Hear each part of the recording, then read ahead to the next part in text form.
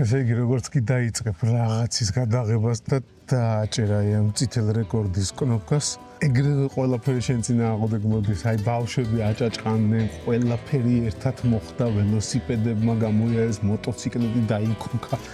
სულ ყველაფერი შენ წინააღმდეგ ხდება ხოლმე, როდესაც რაღაცის დაწყებას აპირებ. ეს ჩვეულებრივი ცხოვრებაა, იცი, რაც უფრო ასაკი მემატება, მით უფრო ფიქრები ამ თემაზე და ესეა რეალობა.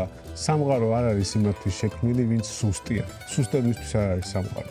ამ ყველაფერს თუ არ გაუძელი, რამდენჯერაც დაეცი, იმდენჯერ თუ არ ადექი, ეგრევე გასწორებული დარჩები. ხო და მეც ვცდილობ, რამდენჯერაც დავეცი, იმდენჯერ ავდგე და ჯერჯერობით ვასრულებ კიდევაც და ნებისმიერი ცხოვრების ეტაპზე მზად ვარ დავიწყო ნოლიდან და მე ამის არასოდეს არ მეშინოდა და არც ახლა მეშინია.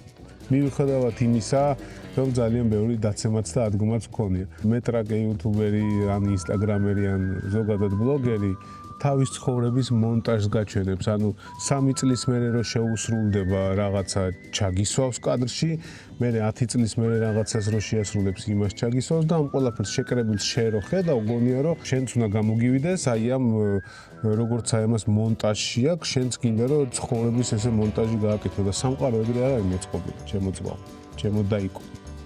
ამიტომ უცხოენია, თქების წაიმტრია ცხვირიც წაიტეხე, სისხლიც წამოიყვანე ცხვირიდან. ძალით არა რა თქმა უნდა, მაგრამ მე უნდა ვიჯიგებ კიდევ გასავლელი და ბევრს უნდა გავუწევ. ესეც ეპიზოდი ნომერი 5.